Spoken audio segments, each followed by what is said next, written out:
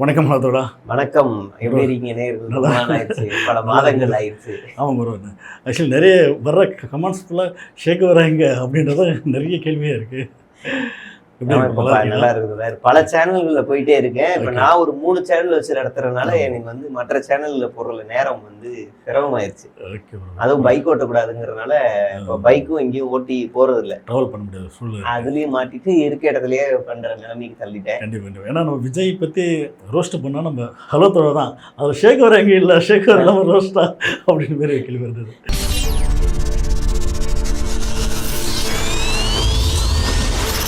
அப்புறம் இப்போ விஜயோட அலைன்ஸ், அதாவது அவரு வராங்க இவரு வராங்க, அவரும் வராங்கன்னாங்க. இப்போ இவரு தான் வந்தாங்க.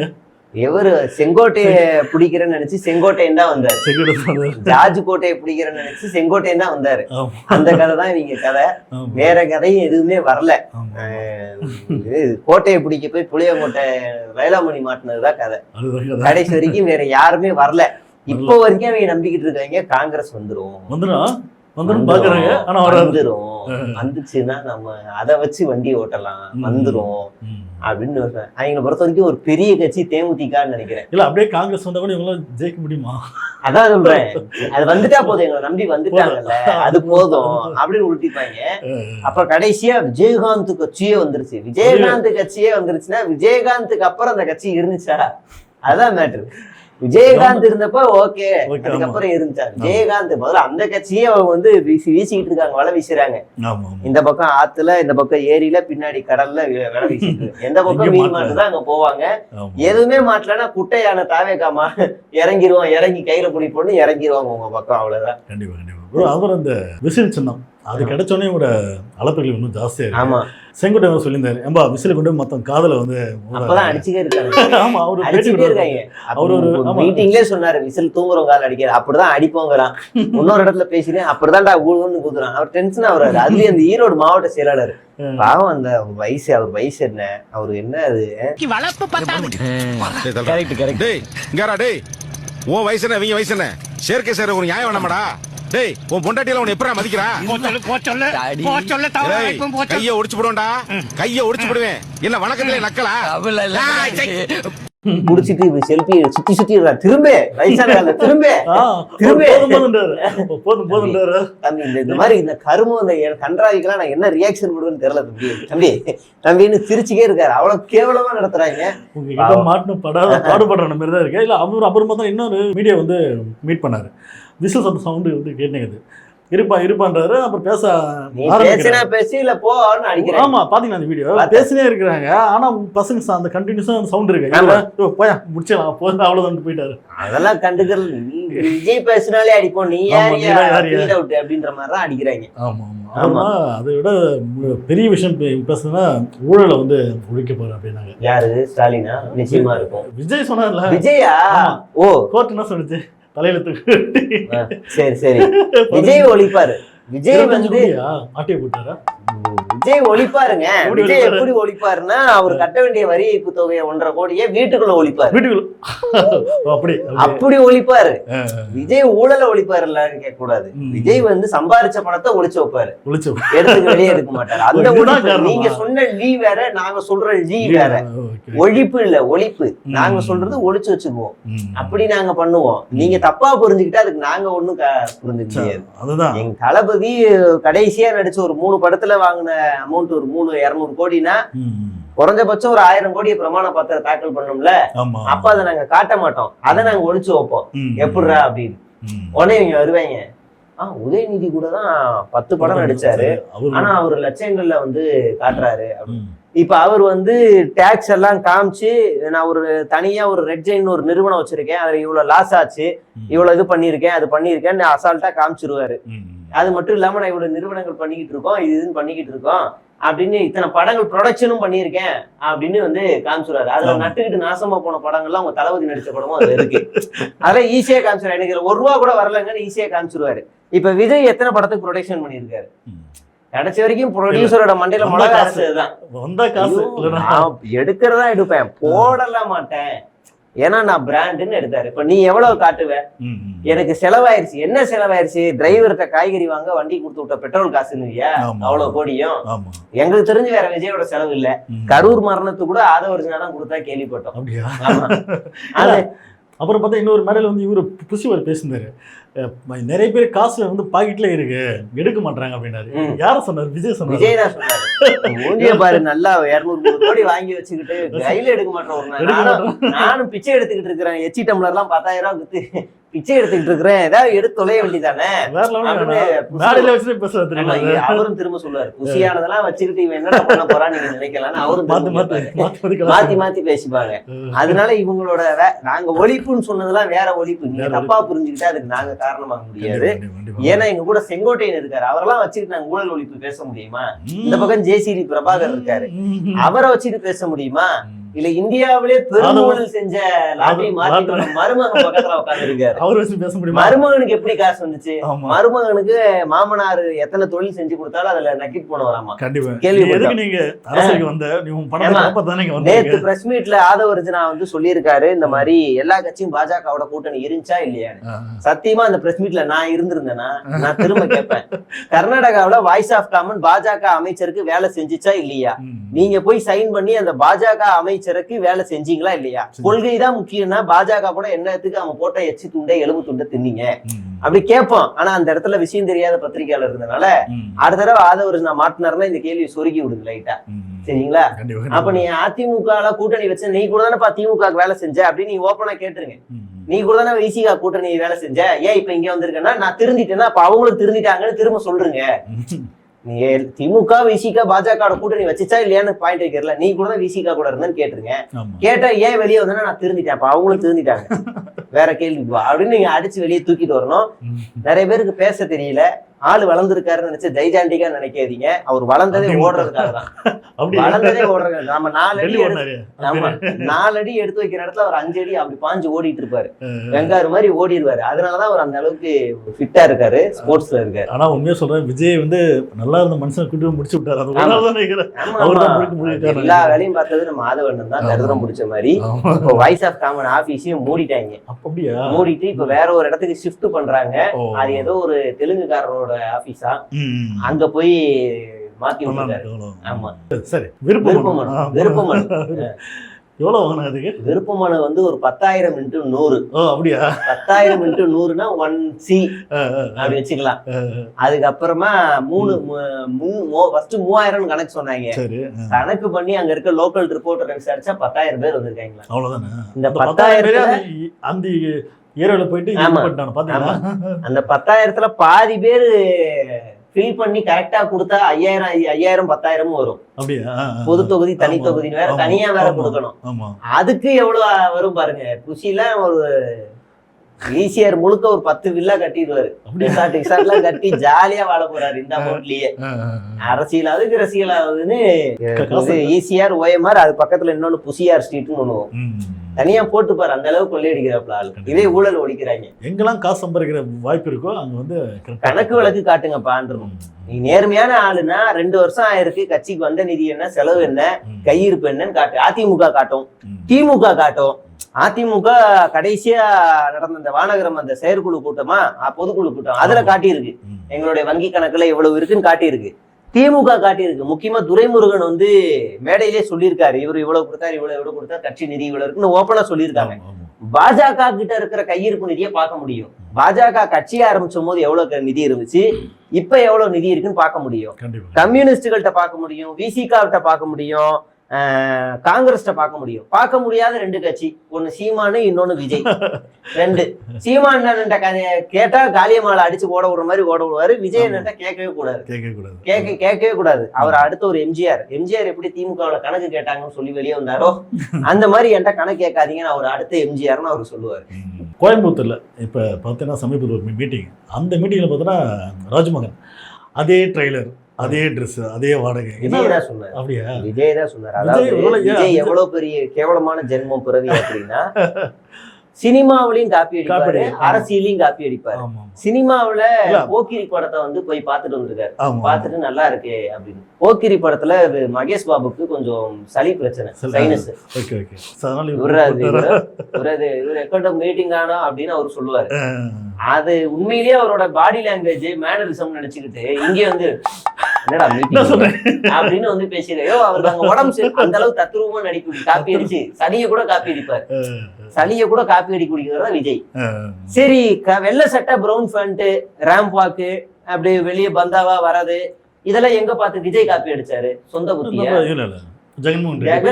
சமீபத்துல போயிட்டு வந்தாரு. அவ்வளவுதான். அவரை பார்த்து அப்படியே எடுத்துட்டாரு. அவ்வளவுதான். ஜெகன்மோகன் ரெட்டியை பார்த்து இவரு காப்பி அடிச்சாரு. அவ்வளவுதான். உடனே இவரு சொந்த டெய்லர். நியாயமா நம்ம திரும்ப காப்பி பேஸ்ட் எல்லாம் குச்சட்டி கேட்டேன்னா அசிங்கமா போயிடறேன். நிறைய இருக்கு, நிறைய பண்ணி சினிமாவிலேயே அரசியலையும் காப்பி அடிச்சவர் விஜய். அதை விடு. நாங்க என்ன கேக்குறோம், உனக்குன்னு என்ன கொள்கை இருக்கு? இந்த கொள்கையை நீ முதல்ல எங்க இருந்து திருடுன? அதிமுக இருந்து ஒரு லைன், திமுக இருந்து ஒரு லைன், காங்கிரஸ் இருந்து ஒரு லைன், பாஜக இருந்து ஒரு லைன். பாஜக ஏன்டா சொல்றேன்னா, ஆமா கடவுள் நம்பிக்கை நீ ஏத்துக்கிட்ட, கடவுள் நம்பிக்கை நீ ஏத்துக்கிட்ட, பெரியாரை ஏத்துக்கிட்டு கடவுள் நம்பிக்கை ஏத்துக்க. அப்ப விசிகா, திகா எல்லாத்துலயும் ஒரு லைன் எடுத்து ஒரு கட்சியை ஆரம்பிச்சிருக்க. சுத்தி எல்லா இடத்துலயும் கட்சி கொள்கையை திருடி இருக்க. கிண்டி ஒரு மசாலா. ஆமா, சரி, கொள்கை தலைவர்களையாவது சொந்தமா வச்சிருக்கியானா? ஒவ்வொரு திருடி வச்சு. ஆமா, ஒவ்வொரு ஜாதிக்கு. அதாவது சுதந்திரத்துக்கு முன்னாடி இருந்த கொள்கை தலைவர்கள், அதாவது போராட்ட வீரர்களை கொள்கை தலைவரா வைக்கலாம். அரசியல் கட்சி தொடங்குன, அரசியல் கட்சியில செயல்பட்ட, குறிப்பா சுதந்திரத்துக்கு அப்புறமா வந்தவங்களையே நீ அரசியல் கொள்கை தலைவரா வச்சிருக்க. அதுவும் ஒரு கட்சியில இருந்து ஒருத்தர். ஃபர்ஸ்ட் பெரியார். பெரியார் யார்? திகான்னு ஒரு கட்சிய தேர்தல் அரசியல்ல பங்கேற்காத ஒரு கட்சி திகா. அத நீ ஃபாலோ பண்றியா? இல்ல. உன் கட்சிக்குள்ளேயே ஒருத்தன் பொண்ணுக்கு பதவி தரேன்னு சொல்லி பெட்ரூம்குள்ள போறான் ஒரு புறம்போக்கு. அந்த நாயை இப்போ வரைக்கும் கட்சியில இருந்து எடுக்கல. நீ பெண்கள் பாதுகாப்பு எடுக்கல. பெண்கள் பாதுகாப்பு பத்தி பேசலாமா? இன்னொரு பொண்ணு மேடையில திருவண்ணாமலையில என் மாவட்ட செயலாளர் என்ன ஜாதியால திட்டுறான்னு சொல்றாரு. அந்த பொண்ணு சொல்லுது. அப்ப அந்த பொண்ணுக்குன்னு நீதி கிடைக்கல, அங்க ஜாதியை ஒழிக்கப்படல. ரெண்டாவது அஜிதா. மூணாவது சிவகாசியில ஒரு பொண்ணு இந்த மாவட்ட செயலாளர் என்ன பாடி ஷேமிங் பண்றாருன்னு சொல்லுது. இப்படி தொடர்ச்சியா வருது. உங்க சொந்த கட்சி பொண்ணையே நீங்க மாஃபிங் பண்ணி தான் கேவலப்படுத்துறீங்க. நீ பெண்கள் பாதுகாப்பு பத்தி பேசலாமா? ஒண்ணு. சாதி பத்தி எதிர்த்து பெரியார் பேசுறாரு, அதை பத்தி என்னைக்காவது வாய் திறந்திருக்கியா? இல்ல. மதத்துக்கு எதிராக நின்னாரு, அதை பத்தியும் பேசல. தேர்தல் அரசியல புறக்கணிச்சவர் பெரியார். இந்த 4 விஷயத்தை தான் ஒரு முழுமையா நின்னாரு. இந்த 4 விஷயத்தை தவிர நீ வேற மத்ததெல்லாம் எடுத்து போனா, மத்தது நீ எடுப்ப, என்ன எடுப்ப? மத்தது அவர்கிட்ட என்ன இருக்கு நீ எடுப்பன்னு கேக்குறோம். இல்ல, அதை திருடிட்ட. அவரோட ஃப்ரெண்டு போட்டோவை திருடிட்ட. அடுத்தது காமராஜர். காமராஜரையும் நீ திருடிக்கிட்ட. மூணாவது அண்ணா. அண்ணாவையும் காமராஜரும் 2 பேரும் எதிர துருவம். அவங்கள நான் கொள்கை தலைவரா வச்சிருக்கிய தற்கூரி. உனக்கு அரசியல் அறிவு இருக்கா இல்லையா? சின்ன பையங்களா நாங்க சொல்லி தந்த அளவுக்கு உனக்கு வச்சிருக்கிய ஒரு கட்சியே நம்ம கேட்கணும். சரியா? அடுத்து இந்த 2 எம்ஜிஆர் திருடிட்ட. செங்கோட்டையன் வந்தோடனே ஜெயலலிதாவையும் திருடிட்ட. கடைசியா NDTV வந்தாலே கலைஞரையும் திருடிட்ட. நாளைக்கு வந்து எடப்பாடி பழனிசாமியும் திருடிடுவேன். விட்டா நீ வந்து சிவாஜி கிருஷ்ணமூர்த்தியை திருடிடுவேன். எல்லாரையும் திருடிப்பேன். சிவாஜி கிருஷ்ணமூர்த்தி மேடையில பேசுற பிடிக்கும், அவர்தான் என்னோட ரோல் மாடல்னு பேசுவேன். சொல்லுவ. நீ கடைசியா லயலாமணியவே திருடுவ. லயலாமணி ரொம்ப பிடிக்கும். லயலாமணி என்னோட கொள்கை தலைவர். கொஞ்ச நாள் முத்தி போயிருச்சு அப்படின்னா ஜெயசிறி பிரபாகர், நாஞ்சில் சம்பத் இவங்க எல்லாருமே கொள்கை தலைவரா முன்னாடி பின்னாடி வச்சிருவேன். அந்த அளவுக்கு தற்கூரி கூட்டமா தான் இவங்க இருக்காங்க. இதை நீங்க வந்து காப்பி பத்தி பேசலாமா? கொள்கை தலைவரை திருடி, கொள்கையை திருடி, சினிமாவிலையும் காப்பி, அரசியலையும் காப்பி, எல்லாத்துலயும் காப்பி. பாலையா கடைசி படம் கூட பாலையா காப்பி. நீ வந்து காப்பி பத்தி பேசலாமான? நீ கேட்ட ஒவ்வொரு கேள்வி என்ன செருப்பால அடிச்ச மாதிரி இருக்குடா. மாதிரி இல்ல, உண்மையிலே செருப்பால தான் அடிச்ச. காப்பி பத்தி காப்பிக்கே பேர் போனவன் தமிழ்நாட்டுல நீதான். அவரா இன்னும் நம்ம நாஞ்சல் இப்ப சமீபத்துல வந்து ஒரு இதுல மாட்டாரு. விஜய் எதுக்கு வந்து மீடியா வந்து பார்க்கணும்? எதுக்கு பார்க்கணும்? எதுக்கு என்ன லாவா? அது சட்டமான கேள்வி. இப்ப நாம திரும்ப எதுக்கு விஜய் அரசியலுக்கு வரணும்? எதுக்கு இந்த மாதிரி தேவையில்லாத வேலையெல்லாம் பார்க்கணும்? உன்னை யாரு வான்னு கூப்பிட்டா? உன்னை யாராவது கேட்டாங்களா? அப்ப வந்துட்டேன்னா இதெல்லாம் செஞ்சுதான் ஆகணும். வந்ததுக்கு அப்புறம் நான் நொட்ட மாட்டேன், நான் பார்க்க மாட்டேன், நான் கிழிக்க மாட்டேன் அப்படின்னா அப்புறம் என்ன இது வந்த? எதுக்கு வந்த? ஒரு அரசியல் தலைவர் பத்திரிகையாளர் சந்திக்கிறதுனா, பாருடா என் தலைவன் வந்து அவர் ஆமா இல்ல NDTV அது வேற பேட்டிலாம் எடுத்து பார்த்தேன். இல்ல ஒரு தலைவர் வந்து அப்பப்ப மீடியால வர்றது, பத்திரிகையாளர் சந்திக்கிறது என்னன்னா பாரு தன்னுடைய தலைவருக்கான விமர்சனங்களை, தன் தலைவருடைய அடுத்த கட்ட பணிகளை எவ்வளவு தைரியமா பத்திரிகையாளர் சந்திச்சு பேசுறாரு. அந்த காமன் சென்ஸே இல்ல.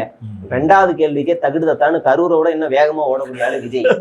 அவரை வந்து இவங்க கரிஸ்மேட்டிக்கு, கருமம் முடிச்ச, கேவலமான என்னென்னமோ புகழ்ந்து பேசுறாங்க.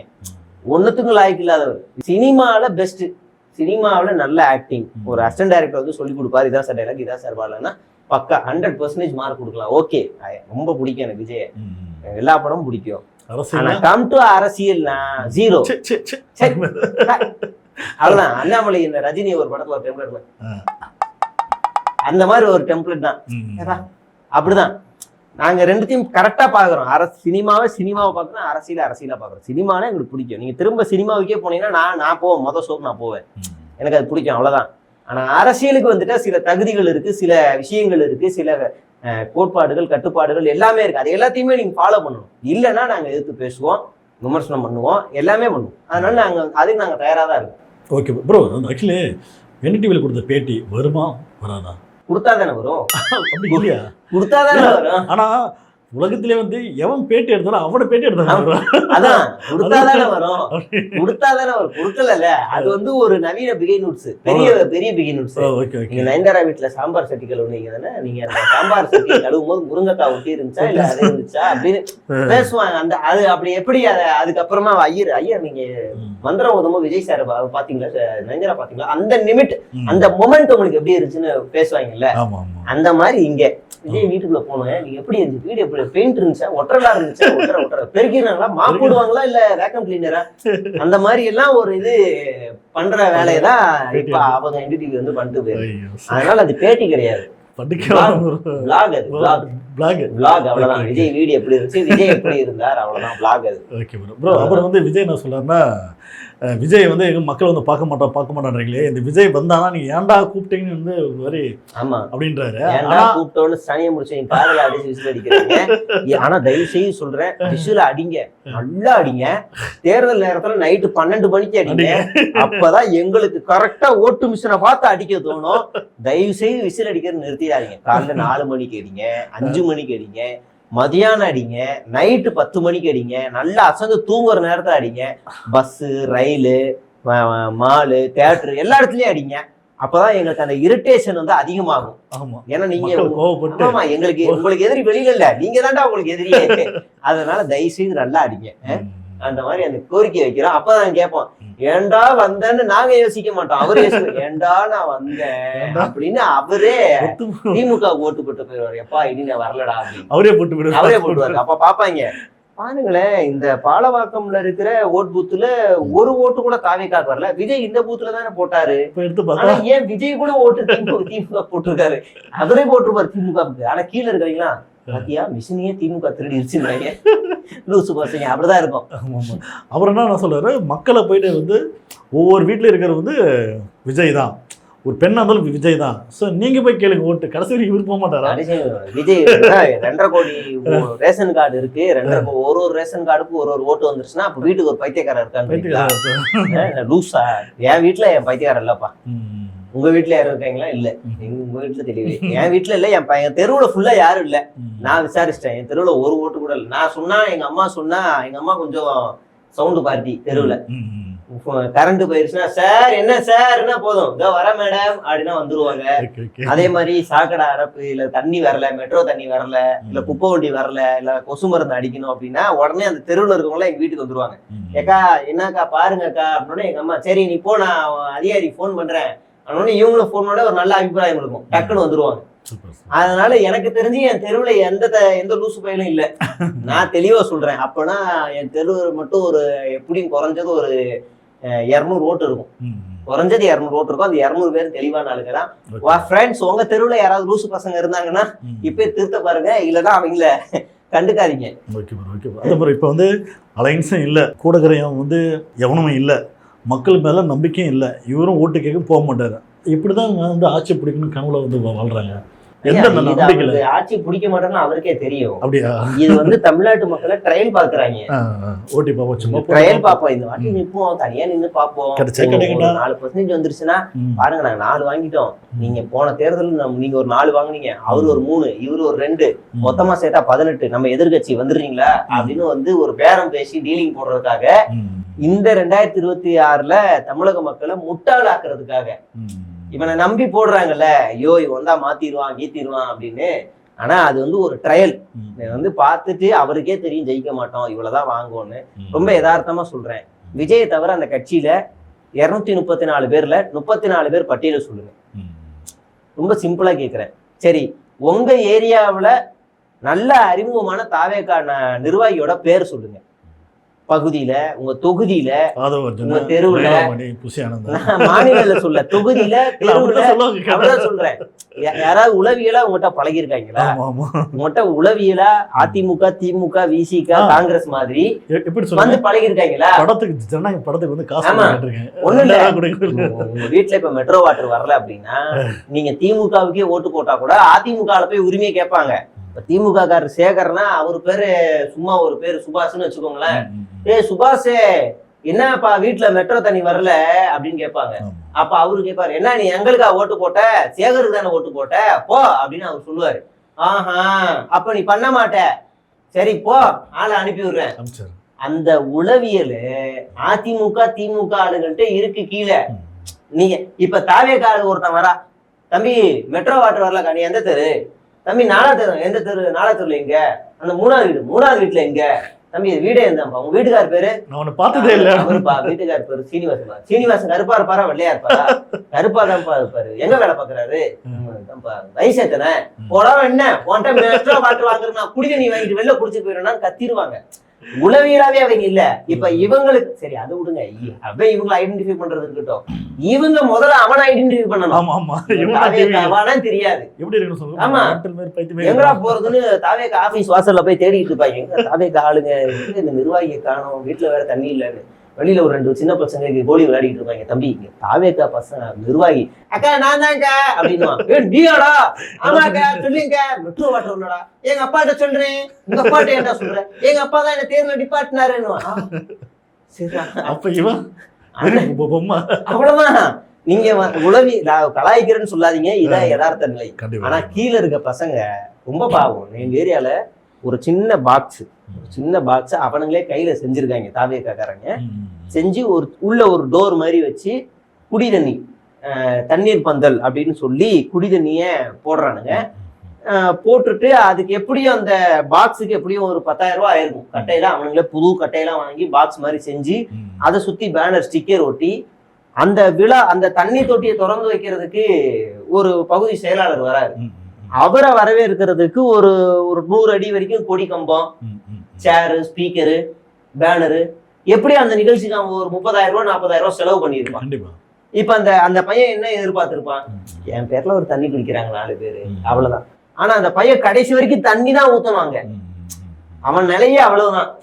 அந்த நிலையதான் இவனுங்க அதிகாரத்துல இருக்கவங்க இந்த கட்சிக்குள்ள யூஸ் பண்ணிக்கிறாங்க. நீங்க திமுகவுல இல்லையாடா? திமுகவுல இருக்கு. திமுகவுல நீங்க வந்து தண்ணி பந்தல் வைக்கிற பிரச்சனை, பேனர் பிரச்சனை இருக்கு. ஆனா அவன் என்ன செய்வாங்கன்னா, உளவியலாவே அதிமுகவோ திமுகவோ கம்யூனிஸ்டோ காங்கிரஸோ இங்க இருக்கு முன்னாடி கட்சி நாத்தாக்கா முதற்கொண்டு ஒரு தெருவுலையும் போய் அவன் ஏதோ ஒரு வகையில கனெக்ட் ஆயிருக்கான். வெள்ளம் வந்தப்போ ஏதோ ஒரு வகையில கனெக்ட் ஆயிருக்கான். நீங்க வந்து இப்ப அந்த கட்சியில இருக்க ஒரு முக்கிய நிர்வாகி, ஒரு பெரிய ஆளு, ஈவன் திமுகவுல இருக்க சிஎம்ஏ வந்தாலும் சரி, இல்ல எடப்பாடி பழனிசாமியே வந்தாலும் சரி, ஒரு ஏரியாக்குள்ள போறாங்கன்னா அந்த ஏரியாவோட நிர்வாகியோட தலைமையில தான் உள்ள போக முடியும். நீங்க அந்த ஏரியா கவுன்சிலரோ இல்ல எம்சியோ இல்ல வார்டு பகுதி செயலாளர் யாரோ ஒருத்தருடைய தயவுல தான் போவாங்க. அவன் தான் கூட்டு போவான். தலைவரே இந்த 3வது மாடி நம்ம ஆளு, தலைவரே இந்த எழுத்த விடு நம்ம ஆளு, கீழே போவேனா அவனுக்கு தெரியும். தாவேகா ஆளுக்கு தெரியுமா? நான் கேட்கல, நீங்களே சுய விமர்சனமா கேள்வி கேளுங்க. தெரியுமா? தெரியாது. அப்ப இவனை நம்பி நம்ம ஆட்சி எப்படி கொடுக்கறது? அவன் யாருன்னு நமக்கு தெரியாது, நாம யாருன்னு அவனுக்கு தெரியாது. இன்னும் இவங்க தேர்தல் களத்துக்கு வந்து ஃபீல்டுக்கே இறங்கல, ஆன்லைன் பாலிடிக்ஸ் பண்ணிட்டு இருக்காங்க. இவங்க ஊழலை ஒழிக்க போற மாத்த போற, எப்படி மாத்துவாங்கன்னு கேட்டா நாங்க பொறுமையா இருங்க சொல்லுவோம். ஏதாவது ஒரு வடிவமாவது கொடுத்தா நம்ம நம்பலாம். பாருங்க, இந்தந்த துறையில இப்படி ஊழல் நடக்குது, இந்த துறையில ஊழலை ஒழிக்கிறதுக்கு நாங்க இந்த ஸ்ட்ராட்டஜிஸ்ட்டை நாங்க யூஸ் பண்ணுவோம், இந்த பத்திரப்பதிவுல ஊழல் நடக்குது அதை நாங்க பண்றதுக்கு இப்படி ஒரு வடிவத்தை கொண்டு வருவோம், அப்படி ஏதாவது இவங்க சொன்னாங்கன்னா யோசிக்கிறாங்க அப்படின்னு நம்ம பார்ப்போம். ஆனா எதுவுமே இல்லை. கண்டிப்பா கண்டிப்பா எந்த ஒரு ஐடியாவும் இல்லாம பல கட்சியில இருந்து ஐடியாவை எடுத்துட்டு வந்து ஒரு புது ஐடியா அப்படின்னு சொல்லி ஒரு மசாலா கட்டுறாங்க நினைக்கிறேன். அதனால எந்த ஒரு பாயிண்ட்டுமே இல்ல. இப்ப கீழே வேலை செய்யறவனுடைய நிலை என்னன்னா, கிட்டத்தட்ட 10,000 பேர் ஃபார்ம் வாங்கியிருக்கான். இப்ப என் ஏரியால அந்த தண்ணி தொட்டி வச்சவங்க கூட போய் வாங்கியிருப்பான். ஆனா அந்த திருவொற்றியூருக்கு அவன் ஏற்கனவே தலைமை வந்து சீட்டெல்லாம் ஒதுக்கிடுச்சு வேற ஒருத்தருக்கு. அவனுக்கும் ஏற்கனவே இவனுக்கும் திருவொற்றியூருக்கு கேக்குறேன். இப்ப ஏற்கனவே இவனுக்கும் அந்த தண்ணி தொட்டி வச்சவனுக்கும் திருவொற்றியூருக்குமே சம்பந்தம் கிடையாது. சம்பந்தம் கிடையாது மீன்ஸ் அவன் யாருமே பழக்கமே இல்லை, யாருமே அவனுக்கு தெரியாது, அவனும் யாருக்கும் தெரியாது. இப்ப இவன் போய் ஃபார்மை வாங்கி எப்படியா ஜெயிக்கணும்னு நினைக்கிறான். ஆனா அதுக்கு முன்னாடியே திருவொற்றியூருக்குன்னு வேற ஒரு ஆளை அவன் நிர்ணயம் பண்ணிட்டான். கிட்டத்தட்ட ஒரு ரெண்டு பட்டியல ரெடி பண்ணிட்டாங்க. ஆமா ரெடி பண்ணிட்டாங்க. நீங்க வந்து மாற்று கட்சியில இருந்து வந்த எல்லாருக்கும் சீட்டும் கொடுத்துட்டாங்க. உண்மையிலே தாவேக்காவில சூடு சொரண எல்லாமே இருந்துச்சு, சுயமரியாதை இருந்துச்சுன்னா சட்டையை புடிச்சு கேட்கணும். புசி சட்டையை புடிச்சு வேலை, நாங்க இங்க வந்து வேலை செஞ்சுக்கிட்டு இருக்கோம், ரத்தம் சிந்தி வேலை செய்யறோம் அப்படின்னு கேட்கணும். ஒரு 10 ரீல் போடுற பல்லாக்கு கொடுக்குறீங்க, 20 ரீல் போடுற பர்வேஸ் கொடுக்குறீங்க, உன் புடனி பின்னாடியே சுத்திக்கிட்டு இருக்க லைலா மணிக்ஸ் கொடுக்குறீங்க, உன் காலை பிடிச்சியே தேங்கிக்கிட்டு இருக்கிற ஈஸியர் சரவணன் கொடுக்குறீங்க, நாங்களாம் என்ன தொக்கா அப்படின்னு நிர்வாகிகள் கேட்கணும். இல்ல அப்படி கேட்டா வந்து விஜய் பார்த்துல போட்டோ எடுத்துல கிளம்பு அவ்வளவுதான். ஒண்ணுமே இல்ல. தாவேக்கா நிர்வாகிகள் இன்னொன்னு ஐடியா சொல்றேன். உண்மையிலேயே உங்க தொகுதியில மக்கள் கிட்ட நீங்க ஏதாவது ஒரு தொகுதியில நீங்க வந்து நல்ல மக்கள் கிட்ட செல்வாக்கா இருந்திருக்கலாம், வேற மாற்று கட்சியில இருந்து செல்வாக்கா இப்ப இந்த தாவேக்கா வந்து நல்ல செல்வாக்கா இருந்திருக்கலாம். உங்களுக்கு சீட்டு கொடுக்கலாம் கவலையே படாதீங்க. சீட்டு கூட சுயேட்சையா நில்லுங்க, விஜய் போட்டோ வச்சு காமிச்சிட்டு போய் ஜெயிச்சுங்க. அப்ப ஆட்டோமேட்டிக்கா கூப்பிடுவான் அவங்கள, தம்பி வாப்பா கட்சிக்குள்ள வாப்பான்னு கூப்பிடுவான். சுயேட்சையா நில்லுங்க, விஜய் போட்டோ வச்சே நில்லு ஜெயிங்க. உங்களுக்கு தைரியம், உங்களுக்கு கான்பிடென்ட் இருந்துச்சுன்னா நீங்க ஜெயிச்சிருங்க, நீங்க எம்எல்ஏ ஆயிருங்க. அதுக்கப்புறம் அவன் ஒருத்த தொகுதியில நிறுத்திருப்பாங்களே தலைமை, அவனுக்கு செருப்படி கொடுங்க. அப்ப நீங்க எம்எல்ஏ ஆன உடனே உங்க தயவு கட்சிக்கு தேவை, உங்களை காலில் விழுந்து கூப்பிடுவாங்க அப்படின்னு. தாவேக்கா மட்டும் கூப்பிடாது, மற்ற எந்த கட்சியா இருந்தாலும் கூப்பிடும். கண்டிப்பா கண்டிப்பா. அதனால நீங்க எல்லாமே யோசிச்சுக்கோங்க. கண்டிப்பா ப்ரோ. இந்த வீடியோ பற்றின கருத்துக்களை மறக்காம கமெண்ட் பண்ணுங்க. அடுத்த வீடியோவில் சந்திப்போம். நன்றி, வணக்கம்.